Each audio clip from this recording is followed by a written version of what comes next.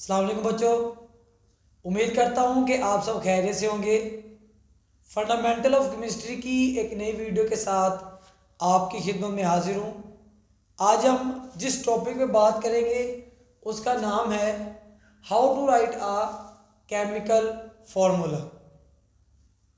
बेटा जी, लास्ट जो वीडियो थी हमने उसके अंदर कंपाउंड और मिक्सचर के डिफरेंस के बारे में पढ़ा था, जिसके अंदर एक डिफरेंस ये भी था कि हमारे पास जितने भी कंपाउंड होते हैं उन्हें हम केमिकल फार्मूले से रिप्रेजेंट करते हैं, लेकिन मिक्सचर का कोई भी केमिकल फार्मूला नहीं होता।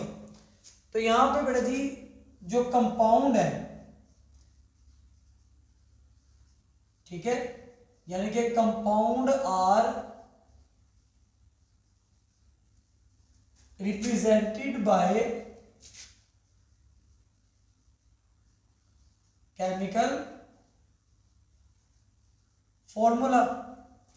जिस तरह आपके पास जो एलिमेंट है उनको हम रिप्रेजेंट करते हैं सिंबल से, इसी तरह कंपाउंड को रिप्रेजेंट किया जाता है केमिकल फॉर्मूले से। ठीक है बेटा जी। अब केमिकल फार्मूले को लिखने के कुछ स्टेप हैं। अगर आपने किसी भी कंपाउंड का केमिकल फार्मूला लिखना है तो उसके कुछ आपको स्टेप फॉलो करने पड़ेंगे। ठीक है बेटा जी, बहुत ही आसान स्टेप है अगर आप उसको ध्यान से देखें। Number 1, symbol of two element. Symbol of two element,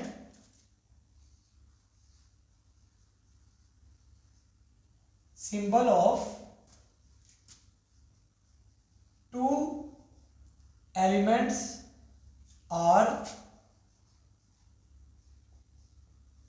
written side by side. बेटा पहला जो हमारे पास इसका पॉइंट होगा या पहला जो इसकी अब आपके पास स्टेप है वो क्या है कि जारी बात है हमारे पास जो केमिकल फॉर्मूला है वो दो एलिमेंट के सिंबल लिखे होते हैं, और वो जो दो आपके पास सिंबल होंगे वो आपने साथ साथ लिखने हैं। ठीक है, वो जो सिंबल होंगे उसके अंदर जैसे हमारे पास यहाँ पे लिखा हुआ है NaCl। ठीक है, ये हमारे पास क्या है, दो एलिमेंट के सिंबल हैं और ये क्या क्या लिखे हुए हैं, साथ साथ लिखे हुए हैं। ठीक है, अब एक के ऊपर क्या होगा, पॉजिटिव चार्ज, और एक के ऊपर क्या होगा, नेगेटिव चार्ज।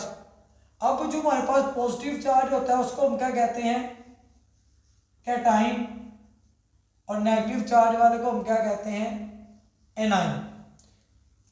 तो बच्चों एक बात आपने याद रखनी है कि जब भी आपने केमिकल फार्मूला का जो पहला स्टेप लिखना है, दो एलिमेंट के जो सिंबल जब आपने लिखने हैं तो पॉजिटिव वाला सिंबल हमेशा पहले आएगा और नेगेटिव वाला सिंबल हमेशा आपके पास बाद में आता है। ठीक है, यानी कि कैटाइन पहले आएगा और एनाइन बाद में आएगा। जैसे हमारे पास है K+Cl नेगेटिव KCl। ठीक है, तो आपके पास जो क्या होगा, या हमारे पास हो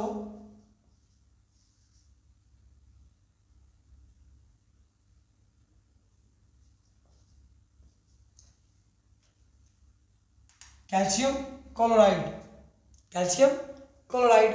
तो कैल्शियम का जो Ca+2 यानी कि पहले और Cl नेगेटिव बाद में आएगा। ठीक है बेटा जी। अब जितने भी हमारे पास पॉजिटिव आयंस हैं वो पहले और नेगेटिव आयन हमारे पास क्या होंगे, बाद में आएंगे। अब नंबर 2 पे हम बात करते हैं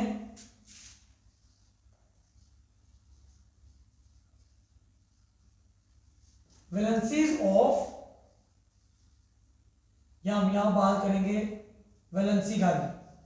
valency of each ion is return top right corner. क्या हमारे पास जो हर आयन की वैलेंसी होती है उसे हम क्या लिखते हैं, अपर राइट कॉर्नर में लिखेंगे। कहां पे लिखेंगे, अपर राइट कॉर्नर में। जैसे हमारे पास है कैल्शियम, तो कैल्शियम की वैलेंसी हम ये उसकी अपर राइट कॉर्नर है +2 लिख दिया। ठीक है, हमारे पास क्या आ जाती है ऑक्सीजन वैलेंसी -2, कहाँ लिखा अपर राइट कॉर्नर में। तो यही लिखा है बेटा जी, valency of each ion is written upper right corner, कि हमारे पास हर आयन की जो वैलेंसी है वो कहाँ लिखी जाती है अपर राइट कॉर्नर में लिखी जाती है। ठीक है बेटा, यहां पे हमारे पास आ गया। फिर हम बात करते हैं पॉइंट नंबर 3 की, जिसको हम कहते हैं क्रॉस एक्सचेंज मेथड भी कहते हैं। ठीक है बेटा, इसके अंदर वो कहता है this valency of each ion is brought lower right corner of other ion, कि इसको हम क्या करेंगे, हम एक आयन की वैलेंसी को खींच के लाएंगे किसके नीचे, दूसरे आयन की जो लोअर राइट कॉर्नर है वहां पे। ठीक है, मसलन था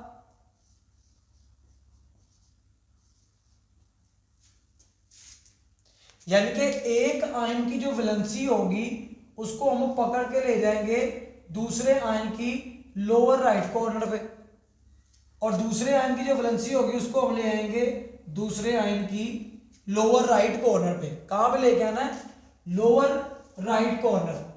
बेटा ये अगर आप हमारे पास कोई भी आयन है, फर्ज करते हैं हमारे पास कोई ए आयन है, ठीक है, इसके ऊपर पॉजिटिव चार्ज आयन, अब वो कहता है वैलेंसी कहां पे लिखेंगे, ये इसकी लेफ्ट हैंड साइड है अपर, और ये इसकी क्या है राइट हैंड साइड अपर, ये इसकी लोअर लेफ्ट हैंड साइड, और ये क्या है इसकी लोअर राइट हैंड साइड। वो कहता है अगर आपने एक आयन की वैलेंसी क्या करनी है बतानी है तो उसको हम कहां पे लिखेंगे, अपर राइट कॉर्नर पे लिखेंगे।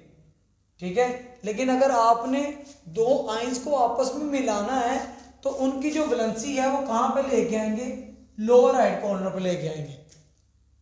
ठीक है बेटा जी, अगर एक ही आयन को शो करना है तो अपर, अगर दो आयंस को आपस में मिलाना है तो आपके पास क्या होगा, लोअर राइट कॉर्नर होगा। ठीक है, लेकिन जब हम इसको लिखेंगे तो क्या आ जाएगा, CaCl2, 1 को हम नहीं लिखते नीचे ला। बेटा चौथा पॉइंट है हमारे पास, बहुत ही इंपॉर्टेंट है,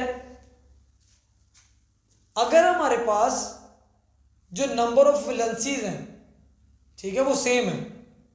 ठीक है, यहां पे हम लिखते हैं इफ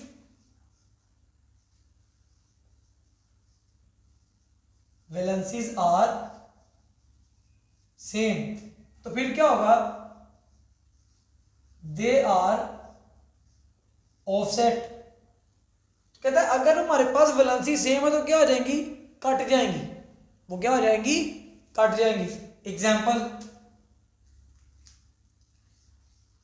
कैल्शियम की वैलेंसी है +2, सल्फेट की वैलेंसी है -2।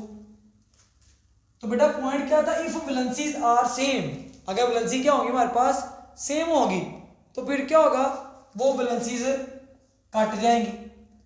कटने से मुराद क्या है कि इसको हम लोअर राइट कॉर्नर पे जाके नहीं लिखते, क्योंकि ये क्या हो गई हैं, कट चुकी हैं।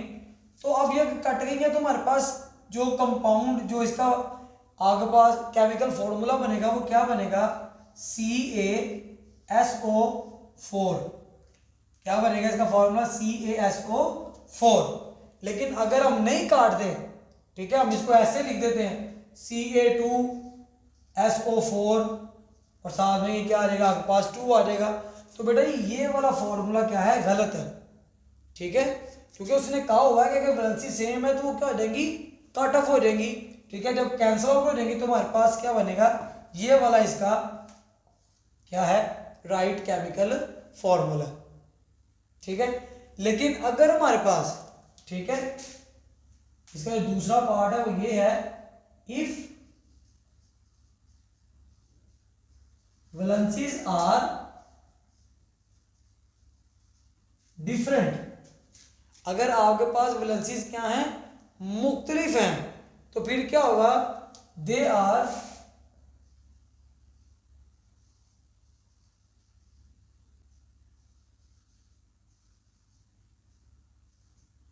indicated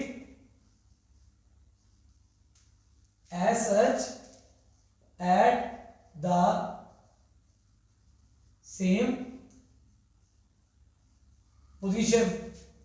तो फिर क्या करना पड़ेगा आपको, उसकी जो अगर नहीं कट रहे, जिस तरह हमारे पास क्या था, मैग्नीशियम की वैलेंसी क्या है +2 और क्लोराइड की वैलेंसी है -1। अब बेटा जी यहाँ पे हमारे पास वैलेंसीज क्या है, डिफरेंट है, वैलेंसीज क्या है, डिफरेंट। तो फिर हमें इनको इंडिकेट करना पड़ेगा, इनको बताना पड़ेगा। तो बताएंगे कैसे, जो आपके पास एक आयन की वैलेंसी होगी वो दूसरे आयन के लोअर राइट कॉर्नर पे, और दूसरे की वैलेंसी दूसरे के नीचे जो लोअर राइट कॉर्नर है वहां पे हम क्या करेंगे, लिख देंगे। अगर 1 होगा तो उसको हम नहीं लिखते। तो ये हमारे पास क्या हो जाएगा, MgCl2। समझ लगी। यहाँ हमारे पास क्या होता है, यहाँ पे दूसरी एग्जांपल हम लेते हैं, सोडियम +1 और हमारे पास क्या है, SO4 -2। तो फिर क्या होना था, ये आ गया इसके नीचे और ये आ गया इसके नीचे। तो हमारे पास यहाँ पे जो इसकी एग्जांपल आनी थी वो आनी थी Na2SO4, क्योंकि ए को हम उसके नीचे नहीं लिखेंगे। तो ये वो कहना चाह रहा है बेटा जी कि अगर हमारे पास वैलेंसी सेम है तो क्या हो जाएगी, कट ऑफ हो जाएंगी, वो क्या होंगी, कट ऑफ। लेकिन अगर हमारे पास वैलेंसी सेम नहीं है, डिफरेंट है, तो उसको हमने उसकी पोजीशन को क्या करना है, शो करना है। समझ लगी इतनी बात, उसकी पोजीशन को हम क्या करेंगे, शो करेंगे। तो इस तरह हम क्या करेंगे, उसको शो करेंगे। ठीक है बेटा जी, एग्जाम्पल नंबर 1 आ गई, एग्जाम्पल नंबर हमारे पास 2 आ गई है। पॉइंट नंबर 5 देखेंगे, जिसकी हम बात करेंगे रेडिकल्स के हवाले से। व्हाट इज रेडिकल, रेडिकल होता क्या है, ठीक है। तो लास्ट वीडियो के अंदर ही जहां पे आपने एलिमेंट के बारे में डिस्कस किया था, तो वहां पे आपने रेडिकल की डेफिनेशन पढ़ी थी, a group of atoms having a charge on it. हमारे पास बेटा जी एटम्स का ग्रुप जिसके ऊपर क्या आ जाएगा, कुछ ना कुछ चार्ज आ जाएगा, उसे हमने क्या नाम दिया था, उसे हमने नाम दिया था रेडिकल का। ठीक है, जैसे हमारे पास क्या है, SO4 -2 है, जैसे हमारे पास HCO3 -1, CO3 -2, ठीक है, PO4 -2। अब ये हमारे पास क्या है बेटा जी, ये हमारे पास क्या है, रेडिकल की एग्जांपल्स हैं। ठीक है बेटा, ये हमारे पास क्या है, रेडिकल की एग्जांपल है। ग्रुप ऑफ एटम है और उनके ऊपर क्या आ चुका है, चार्ज आ चुका है, इस वजह से ये क्या कहलाएंगे, हमारे पास रेडिकल कहलाते हैं। ठीक है, अब वो कहता है कि अगर हमारे पास, ठीक है, जब आप केमिकल रिएक्शन लिखेंगे तो एक साइड इसकी क्या है, रेडिकल है, और एक जो इसकी साइड है वो क्या है, सिंपल आयन है। तो उसको जब हम लिखेंगे तो किस तरह लिखेंगे, एग्जाम्पल हम लेते हैं। एक तरफ हमारे पास एल्यूमिनियम +3 और दूसरे हमारे पास है SO4 -2। ठीक है बेटा जी, अब वो कहता है कि हमारे पास वैलेंसी सेम नहीं, लिहाजा ये काट नहीं सकती। ये वाली वैलेंसी इसके लोअर राइट कॉर्नर पे, ये वाली वैलेंसी इसके राइट कॉर्नर पे, तो ये आ जाएगा Al2। अब SO4, अब ये वैलेंसी हमने क्या करनी है, शो करनी है। तो बेटा जी इसके लिए क्या करना पड़ेगा, आपको एक ब्रैकेट लगानी पड़ेगी और नीचे इसको क्या करना पड़ेगा, आपको शो करना पड़ेगा। दूसरी जो हमारे पास इसकी एग्जांपल है वो है, जैसे हम एग्जांपल यहां पे लेते हैं कैल्शियम फास्फेट, तो कैल्शियम फास्फेट की +2 और जो हमारे पास PO4-3 है। अब इनकी वैलेंसी भी सेम नहीं है, तो ये लोअर राइट कॉर्नर, तो ये हमारे पास क्या आ जाएगा Ca3PO4 ब्रैकेट डालेंगे और क्या करेंगे नीचे उसके 2 लिख देंगे। तो बेटा जी इस तरह जो हम है वो क्या करेंगे, किसी भी जो रेडिकल वगैरह हमारे पास आ जाएंगे उनकी भी जो है वो क्या कर सकते हैं, उसको केमिकल फार्मूला उनके लिख सकते हैं। तो ये बेटा जी हमारे पास वो 5 स्टेप थे जिनके ज़रिए हम क्या कर सकते हैं, किसी भी हमारे पास जो केमिकल जो हमारे पास कंपाउंड है उनका हम क्या तैयार कर सकते हैं, केमिकल फार्मूला तैयार कर सकते हैं। अगर हम इसको रिपीट करें तो हमारे सबसे पहला जो हमारे पास पॉइंट था वो ये था कि जो एलिमेंट के सिंबल है उनको आपने क्या करना है, साथ साथ लिखना है। जब साथ साथ लिखेंगे तो पहले किसका लिखेंगे, जो पॉजिटिव आयन होगा वो पहले, नेगेटिव आयन हमेशा बाद में आएगा आपके पास। नंबर 2, जो वैलेंसी होगी, एक आयन की वैलेंसी जो है वो कहाँ लिखी जाती है, अपर राइट कॉर्नर पे।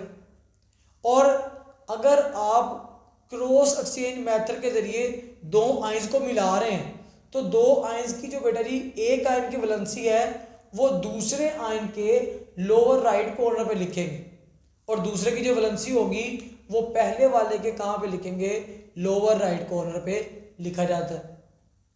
चौथा पॉइंट क्या था कि अगर हमारे पास वैलेंसीज सेम है तो वो क्या हो जाएगी, कैंसिल आउट हो जाएंगी। लेकिन अगर हमारे पास वैलेंसीज सेम नहीं है तो हमने क्या करना है, उसकी पोजीशन को शो करेंगे। ठीक है, एंड पे था हमारे पास रेडिकल्स।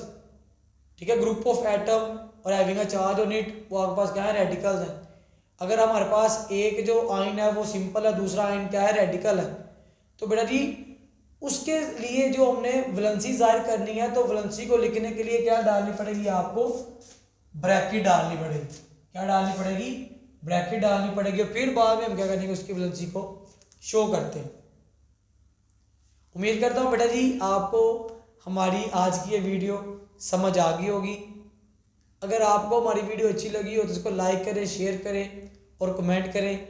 अगर आप हमारे चैनल पे नए हैं तो हमारे चैनल को सब्सक्राइब करें और बेल आइकन के निशान को दबाना ना भूलिएगा, ताकि हमारी हर आने वाली लेटेस्ट वीडियो आप तक बर वक्त पहुँचती रहे। शुक्रिया।